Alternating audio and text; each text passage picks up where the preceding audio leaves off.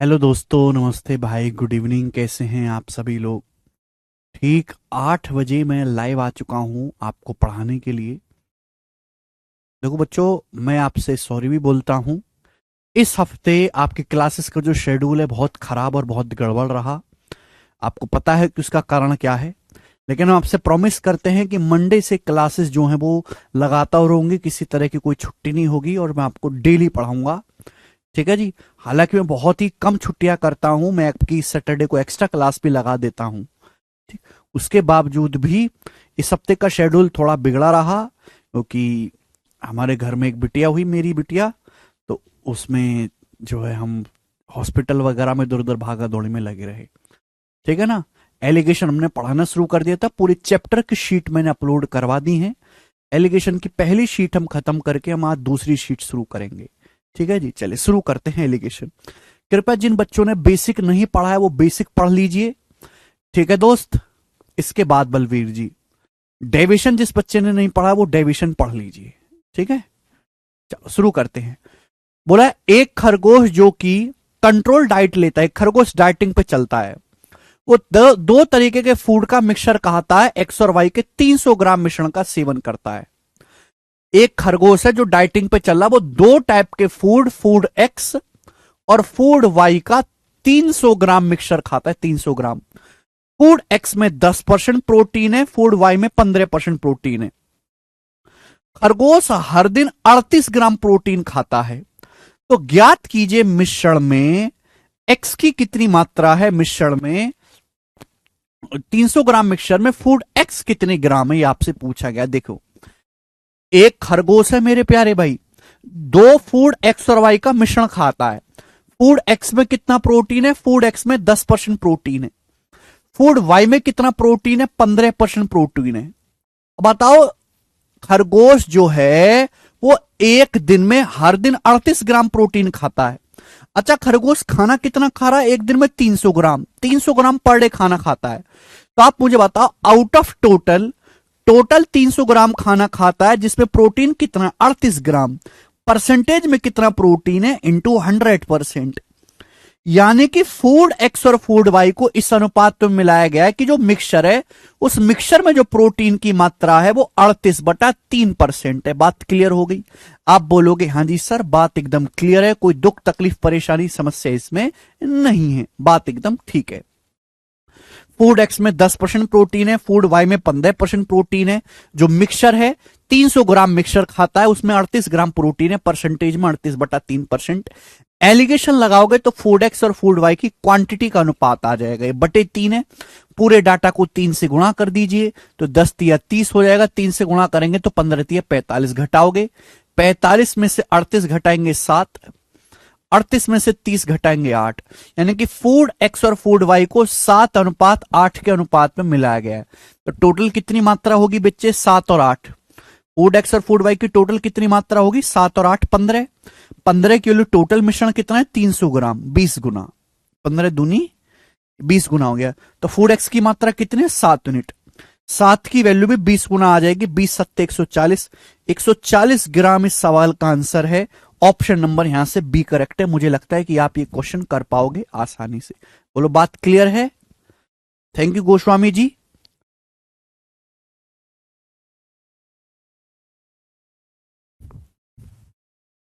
अच्छे सवाल है, हर एक टाइप का एक सवाल मैं आपको करवा रहा हूं, जिससे कि आपको कोई दिक्कत ना आए। अगला सवाल, सवाल नंबर 58 करके बताएंगे। कोई भी टाइप मिस नहीं होगा, जितना मैं आपको पढ़ा रहा हूं केवल उतना काफी है। बिल्कुल अशोक, 7 का मल्टीपल भी चेक कर सकते थे। अगला सवाल आपके सामने आएगा, बहुत बढ़िया सवाल है, बनाओ। एक एग्जाम में 180 मल्टीपल चॉइस क्वेश्चन है। एक एग्जाम में 180 मल्टीपल चॉइस क्वेश्चन है। ठीक है। एक कैंडिडेट को हर सवाल सही करने के 4 नंबर मिलते हैं, लेकिन अगर आपने सवाल अटेम्प्ट नहीं किया या आपने गलत कर दिया तो 1 अंक काटा जाता है, 1 अंक आपका माइनस हो जाएगा। एक उम्मीदवार ने एग्जाम में 450 अंक प्राप्त किए। एक उम्मीदवार को कितने नंबर मिले? 450 नंबर मिले। तो आपसे पूछा उसने कितने प्रश्नों के सही उत्तर दिए, कितने सवाल उसने सही करे हैं, ये आपसे पूछा गया। देखो, दो तरीके से मैं सवाल कराऊंगा। ये बहुत फेमस क्वेश्चन है, बहुत फेमस क्वेश्चन।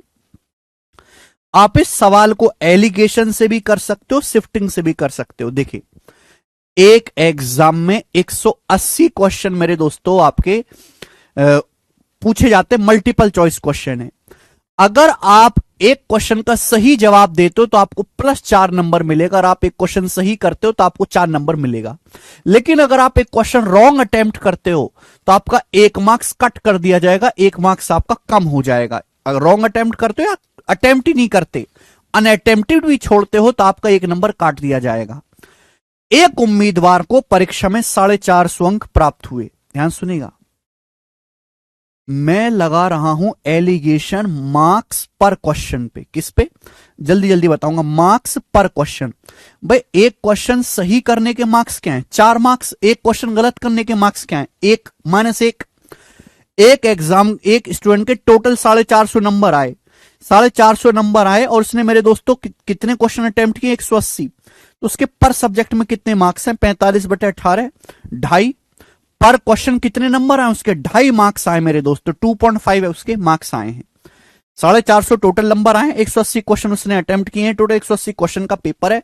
तो एक क्वेश्चन पे कितने नंबर उसको मिले? पर क्वेश्चन कितने मार्क्स आए? 450/180। एलिगेशन लगाने पर क्वेश्चंस की संख्या का अनुपात आ जाएगा। भाई, एक क्वेश्चन सही करने पर 4 नंबर, गलत करने पर 1 नंबर।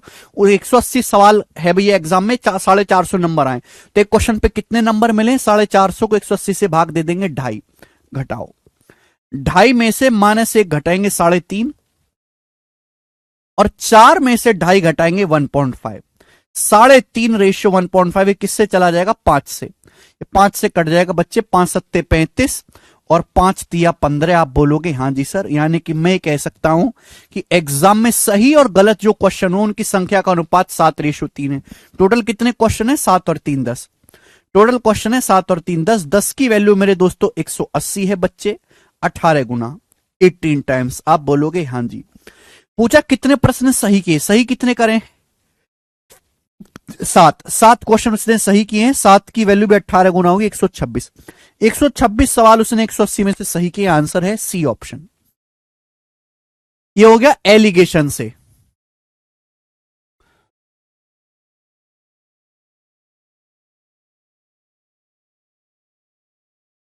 हाँ जी देवांश, ये हो गया एलिगेशन से। सभी को समझ में आ गया?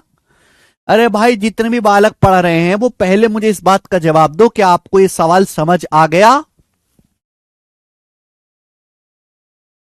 यस और नो बताएंगे। यस। ब्रिंदर ना, आशीष, वो तो पॉसिबल ना है बेटे।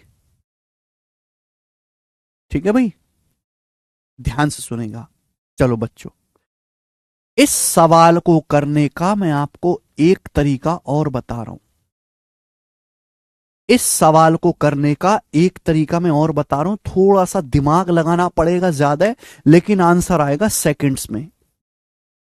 इसी क्वेश्चन को करने का एक तरीका मैं और आपको बता रहा हूं, ठीक है ना? दिमाग थोड़ा ज्यादा लगाना पड़ेगा, लेकिन आंसर आएगा सेकंड में। शिफ्टिंग वाला मेथड। ध्यान से सुनेगा मेरे दोस्तों, ध्यान से। भाई, एक एग्जाम में 180 ऑब्जेक्टिव क्वेश्चन आते हैं, 180। हर सवाल सही करने पर 4 नंबर मिलेंगे, लेकिन अगर आपने सवाल का आंसर नहीं किया या गलत कर दिया तो आपको 1 नंबर काट दिया जाएगा, 1 नंबर काट देंगे। ठीक है भाई, चलो। अगर कुल 450 नंबर आए हैं एग्जाम आपके, तो कितने सवालों के आपने सही जवाब दिए? देखो बेटे, एग्जाम में कितने क्वेश्चन आ रहे हैं? 180। एग्जाम में कितने क्वेश्चन आ रहे हैं? 180।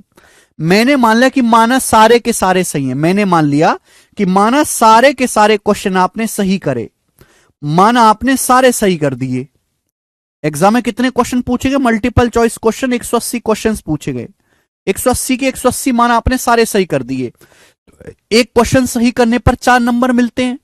तो 180 क्वेश्चन अगर आप सही करोगे तो आपको नंबर कितने मिलने चाहिए? 720। आपको नंबर 720 आने चाहिए। मैंने मान लिया कि सारे के सारे सही करे आपने। एक क्वेश्चन 4 नंबर का है सही, और 180 क्वेश्चन है, तो आपको 720 नंबर मिलने चाहिए। बट आपके नंबर आए कितने हैं? आपके 450 नंबर आए। 720 की बजाय आपके 450 नंबर आए मेरे दोस्तों। कितना? आप कहोगे सर 270 नंबर कम आए। नंबर आने चाहिए थे 720, लेकिन नंबर आप क्या आए? 270। 450, 270 नंबर कम आए। ये 270 नंबर कम क्यों आए? वाई आइंग 270 कम नंबर? तो आप होगे सर आंसर गलत करने की वजह से। भाई जब एक आदमी सही जवाब देता है तो उसके 4 नंबर मिल जाते हैं, 4 नंबर।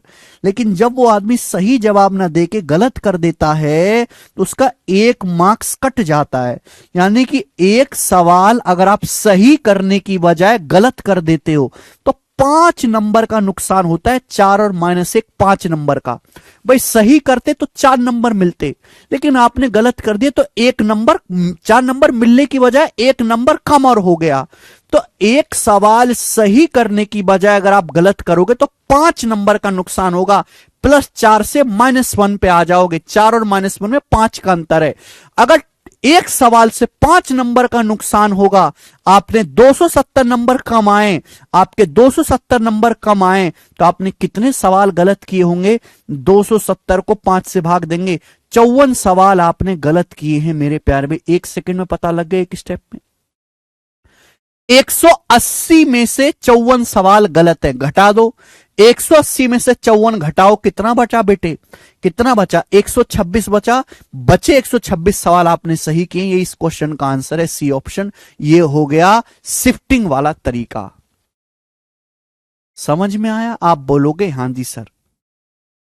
इस टाइप के क्वेश्चन में शिफ्टिंग लग जाएगी, जहां पे मेरे दोस्तों सही और गलत का प्रश्न है। ठीक है रेशमा जी, ये प्रैक्टिस से पता चलता है रेशमा जी, इसका कोई संविधान, कानून, नियम, कायदा नहीं है। मुझे लगता है सभी बालकों को यह सवाल समझ में आया होगा। मैंने एलिगेशन भी समझा है, शिफ्टिंग भी समझा है। एक और क्वेश्चन ऐसा ही, सवाल नंबर 59। एक और प्रश्न बच्चों ऐसा ही, सवाल नंबर 59 आपके सामने है, करके बताएं इस सवाल का। यह सवाल एनटीपीसी के पेपर में पूछा गया था, रेलवे के पेपर में। काफी अच्छा क्वेश्चन है, बहुत बढ़िया सवाल है, बनाएं। इस सवाल को भी आप एलिगेशन और शिफ्टिंग दोनों तरीके से कर सकते हो, बनाओ। थैंक यू मोहित। एक मजदूर को इस शर्त पर एक ठेकेदार द्वारा काम पे रखा गया, उसे काम के हर दिन के लिए 75 रुपए का भुगतान किया जाएगा। भाई एक ठेकेदार ने एक मजदूर को इस शर्त पे काम पे रखा कि भाई एक दिन काम करने का उसे 75 रुपए मिलेगा। अगर आप एक दिन काम करोगे तो आपको 75 रुपए मिलेगा। लेकिन अगर छुट्टी मार दी आपने, काम करने से एब्सेंट रहे, तो 75 मिलना तो छोड़ो, उल्टा 15 रुपए देना पड़ेगा। 15 रुपए का जुर्माना लगेगा। अगर आपने एक दिन छुट्टी मार दी तो 75 तो मिलना छोड़ो, उल्टे 15 रुपए देने पड़ेंगे आपको भैया। ठीक। 20 दिन के बाद ठेकेदार ने मजदूर को 1140 रुपए दिए। 20 दिन के एंड में ठेकेदार ने कितने पैसे दिए मजदूर को? 1140 रुपए दिए। तो बताओ मजदूर कितने दिन काम से गायब रहा? मजदूर कितने दिन काम से एब्सेंट था, ये पूछा गया है। यहां भी आप एलिगेशन लगा सकते हैं पिछले क्वेश्चन की तरह। देखो, अगर आप सॉल्व करना चाहते हो सेकंड में, है ना, समझ में आ रहा है कि अगर आप काम करोगे तो 75 रुपए मिलेगा, काम से गायब रहे तो 15 रुपए माइनस हो जाएंगे, 15 रुपए जुर्माना देना पड़ेगा उल्टा। इस टाइप के सवालों में लगेगा। भाई मैंने मान लिया कि मजदूर सारे के सारे दिन काम करने आता है, ठीक है ना। 20 दिन के बाद ठेकेदार ने मजदूर को कितने रुपए दिए? 20 दिन के बाद 1140 रुपए दिए। मैंने मान लिया कि मजदूर सारे दिन काम करने आया, ऑल डेज वर्किंग मजदूर है। मजदूर को एक दिन में 75 रुपए दिहाड़ी मिलते, मजदूर को एक दिन में 75 रुपए मिलते हैं। अगर मजदूर ने 20 के 20 दिन काम किया तो मजदूर को कितने रुपए मिलने चाहिए? 1500 रुपए। भाई एक दिन काम करने के मजदूर को 75 रुपए मिलते हैं। मैंने मान लिया कि मजदूर ने सारे के सारे दिन काम किया है, तो सारे के सारे दिन के हिसाब से मजदूर को 20 दिन में कितने रुपए मिलने चाहिए? 1500 रुपए। लेकिन मजदूर को मिले कितने? मजदूर को 1500 रुपए तो मिले नहीं है, मजदूर को तो 1140 रुपए मिले हैं। मजदूर को 360 रुपए कम मिले हैं। 1500 में से 1140 घटाएंगे, कितना आएगा? 360। मजदूर को 360 रुपए कम मिले। ये कम क्यों मिले? तो आप कहोगे सर छुट्टी मार ली बालक उसने, काम से छुट्टी मारने की वजह से मिले। आप बोलोगे हाँ जी सर। यानी कि अगर मजदूर काम करने आता तो एक दिन काम करने के मजदूर को 75 रुपए मजदूरी मिलती है। लेकिन अगर आप काम से छुट्टी मार लोगे तो 75 मिलना तो छोड़ो, ₹15 उल्टे देने पड़ेंगे, ₹15 माइनस में चले जाओगे। यानी कि एक दिन अगर आप काम पे ना जाकर छुट्टी मारोगे तो आपको ₹90 का नुकसान होगा। +75 से -15 पे आ जाओगे, +75 से -15 पे आ जाओगे। एक दिन छुट्टी मारने से ₹90 का नुकसान होता है। जो ₹75 मिलने थे वो भी गए, उल्टे ₹15 और देने पड़े अपनी जेब से। एक छुट्टी से ₹90 का नुकसान होता है। आपको ₹360 कम मिले हैं, तो आपने कितने दिन छुट्टी मारी होगी? 360/90।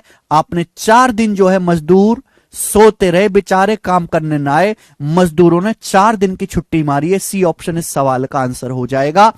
सवाल में ये भी पूछ सकता था मजदूर ने कितने दिन काम किया, 20 में से 4 दिन छुट्टी मारी है, तो मजदूर ने 20 में से 16 दिन काम किया है। 16 दिन आंसर हो जाता। बेहतरीन सवाल, सी ऑप्शन 4 दिन। बताओ, है ना मस्त तरीका सवालों को करने का? तो आप इस टाइप के सवालों की नेचर को पहचान पाए। इसमें हाँ या ना दिया होगा, हाँ तो 4 नंबर, ना है तो 1 नंबर कट। हाँ या ना होगा, हाँ काम करने आओगे तो ₹75, ना करने आओगे तो ₹15 माइनस। हाँ या ना वाला टाइप है ये, ठीक है जी। आगे चलेंगे, ये टाइप के सवाल कर लोगे। मैंने आपको 2 लैंग्वेज इस पे समझा दी। आगे का क्वेश्चन सवाल नंबर 60 करके बताएं जल्दी से, फटाफट। अगला टाइप जल्दी से क्वेश्चन करेंगे।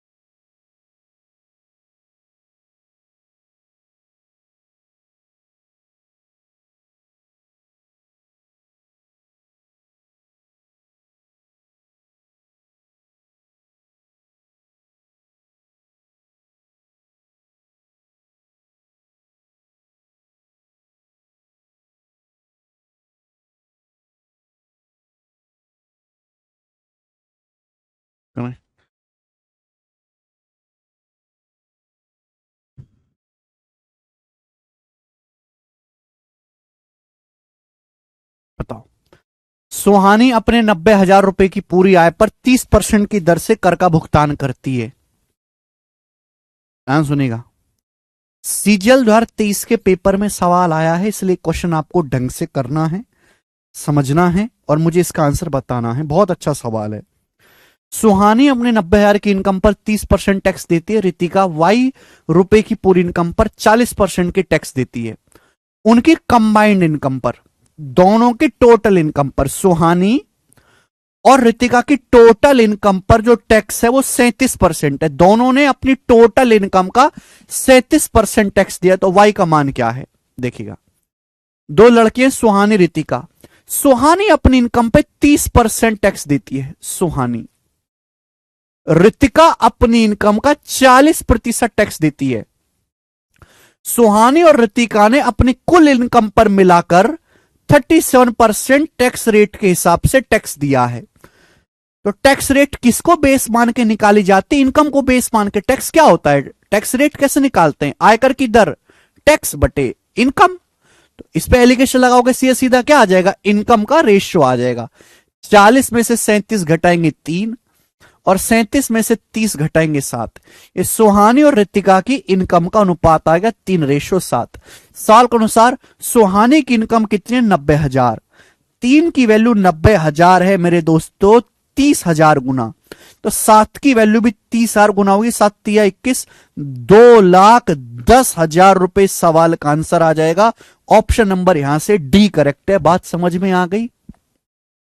राहुल जी पिछला लेक्चर पढ़ के आए बेटे, ठीक है। एक क्वेश्चन मैंने आपको करवा दिया, एक सवाल और होगा आपके सामने ऐसा ही, हल्का सा चेंज है। ये 2020 के पेपर में आया था ये वाला क्वेश्चन, बैंकिंग का सवाल है। लेकिन ये अनुराग और अमरदीप के बीच 72,000 रुपए। अनुराग एंड अमरदीप है बिटवीन देम 72,000 रुपीज। यानी कि अनुराग और अमरदीप के पास मिलाकर 72,000 रुपए। अनुराग और अमरदीप मेरे दो दोस्त हैं, उनके पास टोटल भी 72,000 रुपए। अनुराग और अमरदीप के पीस कितने रुपए? 72,000 रुपए। अनुराग अपनी इनकम का 16% खर्च करता है, जबकि अमरदीप अपने पैसे का 28% खर्च करता है। They are left with a sum that constitute 79% of whole sum. अब उनके पास कुल धनराशि का 79% हिस्सा बचा। तो आपसे पूछा है अनुराग के पास कुल कितनी राशि बची है? बहुत अच्छा सवाल है, जबरदस्त क्वेश्चन। दो लोग हैं, अनुराग और अमरदीप, उनके पास कुल मिलाकर कितने रुपए हैं? अनुराग और अमरदीप के पास कुल मिलाकर उनके बीच में 72,000 रुपए हैं। अनुराग के पास जो पैसे, कुछ पैसे अनुराग के पास है, कुछ पैसे अमरदीप के पास है, दोनों के पास कुल मिलाकर दोनों के बीच 72,000 रुपए हैं। अनुराग अपनी धनराशि का 16% खर्च करता है। अनुराग ने 16% उड़ा दिया। अमरदीप के पास जो पैसे हैं, अमरदीप ने उसमें से 28% खर्च किया। अब दोनों के पास, उनके पास कुल धनराशि का 79% बचा।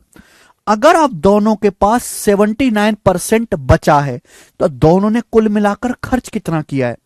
अगर 100 में से 79% बचा है तो 100 में से 79 घटाएंगे कितना? 21%। यानी कि दोनों ने मिलाकर टोटल पैसे का 21% खर्च किया। अनुराग प्लस अमरदीप ने मिलाकर कुल धनराशि का 21% खर्च किया है। बोलो लग गया ना कि एलिगेशन? आप बोलोगे हाँ जी सर। तो अनुराग और अमरदीप के पास जो पैसा है उसका रेशियो क्या है? 28 में से 21 घटाएंगे 7 और 21 में से 16 घटाएंगे 5, 7:5। अनुराग और अमरदीप के पास जो पैसा है उसका रेशियो 7:5 है। ठीक है बच्चे, आप बोलोगे हाँ जी सर।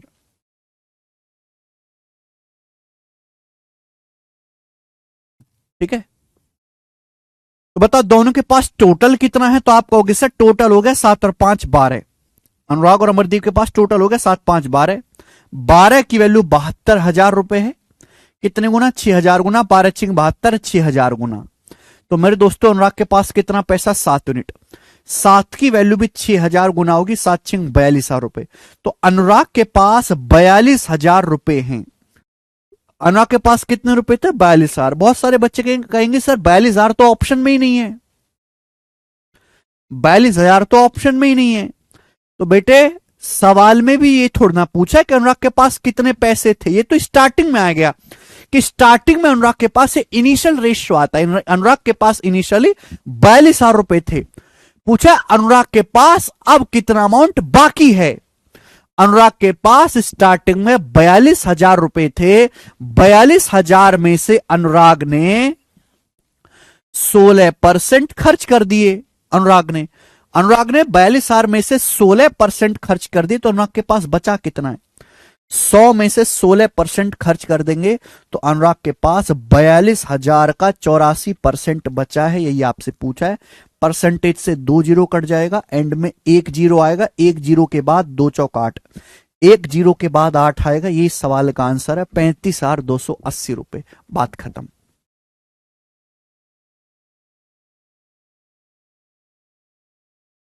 बिल्कुल अभिषेक, बिल्कुल।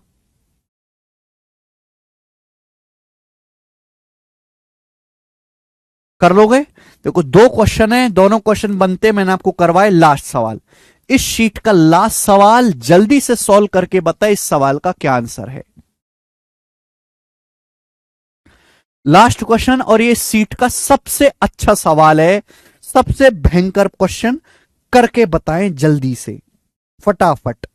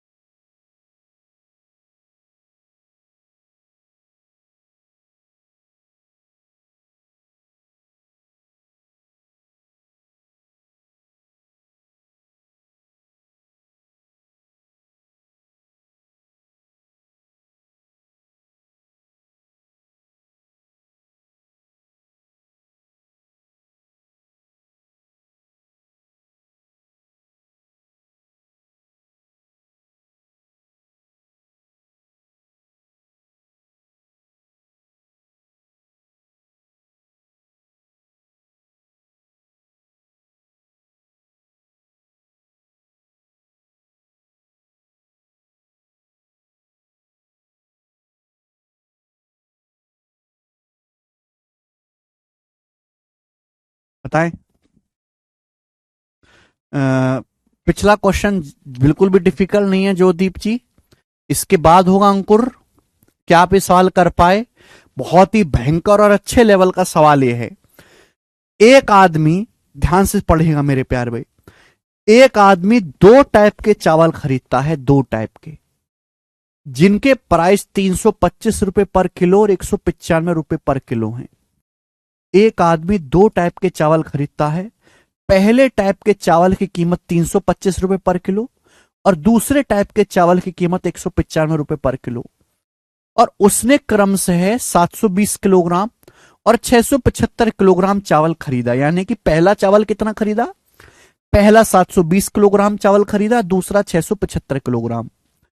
अगर पहले टाइप के चावल को 22% के प्रॉफिट पर बेचा है, तो पूछा गया है दूसरे प्रकार के चावल को किस दाम पर बेचना चाहिए, सेकंड टाइप के राइस को किस दाम पर बेचना चाहिए कि कुल लाभ 40% हो, टोटल प्रॉफिट 40% हो। देखो बेटे, अगर मुझे यह पता लग जाए कि सेकंड टाइप के चावल को कितने परसेंट के प्रॉफिट पर बेचा गया, तो क्वेश्चन सॉल्व हो जाएगा कि नहीं?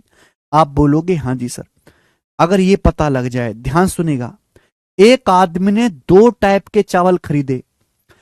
पहले टाइप का चावल है 325 रुपए का 1 किलो। दूसरा चावल है, दो टाइप के चावल खरीदे, फर्स्ट और सेकंड। दो टाइप के चावल एक आदमी ने खरीद के अपनी दुकान में रखे हैं, फर्स्ट और सेकंड। समझने की कोशिश करेगा मेरे प्यारे भाई। पहले टाइप का चावल का दाम है 325 रुपए का 1 किलो। दूसरा चावल है 195 रुपए का 1 किलो, 195 रुपीज पर केजी। पहला वाला चावल 720 किलोग्राम खरीदा। अगर 1 किलो चावल 325 रुपए का है तो 720 किलोग्राम चावल कितने का होगा? अगर 1 किलो चावल 325 रुपए का है तो 720 किलो चावल कितने रुपए का खरीदा होगा? Multiply by 720। आप बोलोगे हाँ जी सर बिल्कुल सही, बोलो हाँ। दूसरे टाइप का 1 किलो चावल 195 का है, 1 किलो चावल। दूसरे टाइप का 675 किलोग्राम चावल खरीदा है, तो दूसरे टाइप का 675 किलोग्राम चावल कितने का होगा? Multiply by 675। 1 किलो चावल 195 का, 675 किलो चावल 195 गुणा 675 का। तो पहले और दूसरे टाइप के जो राइस, फर्स्ट और सेकंड टाइप के जो दो चावल खरीदे हैं, उन चावल को खरीदने में जो खर्चा हुआ है पहले और दूसरे प्रकार के चावलों पे, वो इतना खर्चा हुआ है। इसका अनुपात क्या आएगा बच्चों? जवाब दीजिएगा। किससे जा रहा है? 25 से। 25 से कम 25, 7 25 3 75। ये जाएगा 25 से मेरे दोस्तों 27 बार। ठीक है, आप बोलोगे हाँ सर। 13 से चला जाएगा मेरे दोस्तों 195 15 बार। आप बोलोगे हाँ जी सर बिल्कुल सही। 720 जाएगा भाई 9 से 80 बार, और 9 से 27 जाएगा आपका 3 बार। ठीक, क्या मैं आपकी बात को समझ पा रहा हूं? आप बोलोगे हाँ जी सर। ये 15 और 80 5 से जाएगा, 5 से 15 3 बार, 5 से 80 जाएगा 16 बार। यानी कि आ गया 16 और ये आ गया 3 3 9, 16 और 9। तो ये पता चल गया कि पहले टाइप के चावल और दूसरे टाइप के चावल खरीदने में जो खर्चा हुआ है उस खर्चे का अनुपात 16:9 है। पहले टाइप के चावल और दूसरे टाइप के चावल खरीदने में जो खर्चा हुआ है उस खर्चे का अनुपात 16:9 है। आप बोलोगे हाँ जी सर बिल्कुल सही, बात एकदम ठीक है, मुझे समझ में आ रही है। फर्स्ट और सेकंड टाइप के राइस खरीदने में जो खर्चा हुआ है उस खर्चे का अनुपात 16:9 है। आगे क्या बोला? पहले प्रकार के चावल को बेचने से 22% का लाभ हुआ। पहले प्रकार के चावल को बेचने से 22% का लाभ हुआ। तो आप मुझे बताओ दूसरे टाइप के चावल को कितने परसेंट के लाभ पर बेचा जाए, सेकंड टाइप के चावल को कितने प्रतिशत के लाभ पर बेचा जाए, जिससे कि कुल लाभ 40% हो। ओवरऑल प्रॉफिट जो टोटल लाभ मेरे दोस्तों, ठीक है भाई, ओवरऑल प्रॉफिट 40% को बताओ। क्या आप रिवर्स डेविएशन से नहीं बता सकते? क्या आप इसको मेरे प्यारे बच्चे रिवर्स डेविएशन से नहीं कर सकते? एलिगेशन से भी हो जाएगा। पहले टाइप के चावल को 22% लाभ पर बेचा गया, दूसरे टाइप के चावल को कितने प्रतिशत लाभ पर बेचा जाए कि ओवरऑल जो प्रॉफिट हो मेरे दोस्तों 40% हो? जल्दी से जवाब दीजिए बेटे। अगर ओवरऑल प्रॉफिट 40% है तो ये भी 40 होना चाहिए, ये भी 40 होना चाहिए। अगर कुल लाभ 40% है कुल लाभ, तो ये भी 40 होना चाहिए बच्चों, ये भी 40 होना चाहिए। आप बोलोगे हाँ जी सर बिल्कुल सही, कोई परेशानी नहीं, ये भी 40 होना चाहिए, ये भी 40 होना चाहिए। लेकिन ये तो 40 से 22 कम है। ये 40 से 22 कितना कम है? 18% कम है। अभी इस 16 का 18% कम है। बैलेंस करने के लिए एक्स्ट्रा करना पड़ेगा। 16 का 18% एक्स्ट्रा मेरे दोस्तों करना पड़ेगा प्रॉफिट। कितने के सामान पर? तो आप कहोगे सर 9 रुपए के सामान पर बटे 9। आप बोलोगे हाँ जी सर। 9 से 18 दो बार चला जाएगा। अब 16 दूनी 32, 40 में 32 जोड़ूंगा 72%, 72%। यानी कि मैं ये कह सकता हूं कि सेकंड टाइप के राइस को 72% के लाभ पर बेचना पड़ेगा, दूसरे प्रकार के चावल को 72% के लाभ पर बेचना पड़ेगा। ये मैंने पता लगा लिया बच्चों रिवर्स डेविएशन का इस्तेमाल करके। मुझे लगता है आपको ये बात अच्छी तरीके से समझ आई है।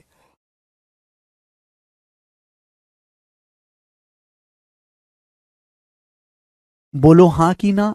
आप बोलोगे हाँ जी सर एकदम हाँ। लेकिन सवाल एक स्टेप और आगे है। सवाल में ये नहीं पूछा गया, सवाल में पूछा है दूसरे प्रकार के चावल को किस दाम पर बेचा जाना चाहिए। देखो ये चीज डायरेक्ट तो निकलती नहीं। अगर हम इस चीज को डायरेक्ट निकालने लगते तो कैलकुलेशन बहुत ज्यादा हो जाती, इसलिए मैंने पहले परसेंटेज पता लगाया। कि सेकंड टाइप के चावल को 72% के लाभ पर बेचना होगा। हमने सेकंड टाइप का चावल खरीदा कितने का, 195 रुपए का 1 किलो।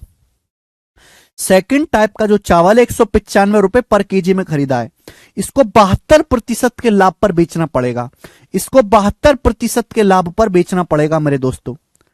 इसलिए क्लियर है, किसी को कोई समस्या? अगर किसी सामान को 72% के लाभ पर बेचोगे तो कितने में बिकेगा, 172% में। अगर 100% पे 72% का लाभ होगा तो कितने में बिकेगा, 172% पे मुझे ये कैलकुलेशन करनी है। 195 का 172% निकालना है, बताओ क्या आएगा। 195 होता है 200 - 5। 200 का 172% 334 और माइनस 5 का 172 कितना आ जाएगा, 8.6। 334 में से 8.6 घटाएंगे तो कितना आएगा, एंड में 4 आएगा भाई। 340, 334 माइनस, कुछ गड़बड़ है, 2 दूनी 4, 17 दूनी 34, अच्छा 344 आएगा, सॉरी 344। 344 में से 8.6 घटाएंगे तो 335.4 रुपए पर केजी में बेचना पड़ेगा। और डी ऑप्शन इस सवाल का आंसर है, बात खत्म। बिल्कुल होगा एलिगेशन से, ये चीज आप एलिगेशन से भी कर सकते हो भाई। सेकंड टाइप के चावल को 72% के लाभ पर बेचना पड़ेगा। सेकंड टाइप का चावल आपने खरीदा कितने का, 1 किलो चावल 195 रुपए का। अगर इस पे 72% का लाभ कमाना है, इसका 72%, तो 195 का 72% कैसे निकालते हो, 195 को ऐसे लिखा करो 200 - 5। अब 200 का 72% 144, 200 का 72% 144। अब 5 का 72%, 5 गुणा 72 क्या होता है, 360। नहीं, 5 का 72% क्या आएगा, 3.6, इसमें से माइनस कर देंगे मेरे प्यारे भाई। और जब आप ये करोगे तो एंड में क्या आएगा, 0.4 आएगा, एंड में एक ही ऑप्शन है, डी। सेकंड टाइप के चावल को 335.4 रुपए पर केजी में बेचना पड़ेगा। बहुत बेहतरीन सवाल है।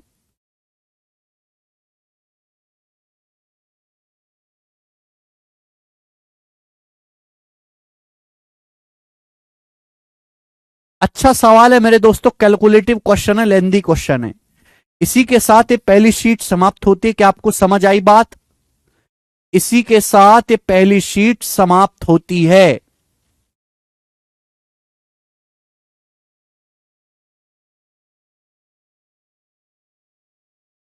प्राची कह रहे एलिगेशन से बता। प्राची, इसी बात को आप एलिगेशन से भी कर सकते हो। कैसे करोगे, मैं ऑलरेडी पढ़ा चुका हूं। एलिगेशन का बेसिक पढ़ लो जाके, बेसिक वहां भी मैंने बताई है। सिंपल सी कहानी है। परसेंटेज पे एलिगेशन लगाओगे, सीपी का रेशियो आ जाएगा। एलिगेशन या डेविएशन में कोई फर्क नहीं है। बोलो, ठीक चलेगा। ये एलिगेशन की पहली शीट थी मेरे दोस्तों। इसी के साथ ये शीट समाप्त होती है। अब आएगी आपके सामने एलिगेशन की सेकंड शीट। ठीक है बच्चे, एलिगेशन की शीट नंबर 2 करके बताएंगे जल्दी से। अगला सवाल, सवाल है आपके सामने यहां पर एक, बनाएं सवाल नंबर 1।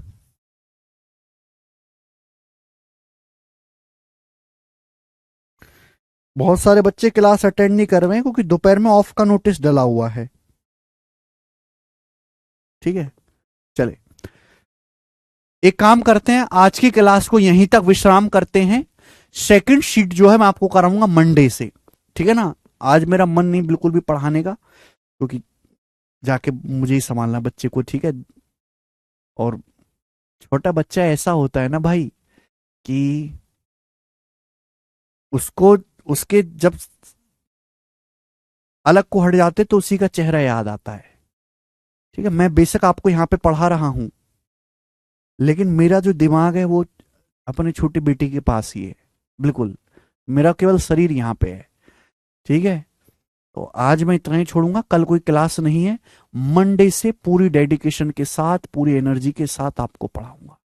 कोई भी क्लास मिस नहीं होगी, कुछ भी छोड़ा नहीं जाएगा। आज इतना ही छोड़ेंगे मेरे दोस्तों, बाकी जो है हम सोमवार से करेंगे। बाय। ठीक है बच्चे, चलिए।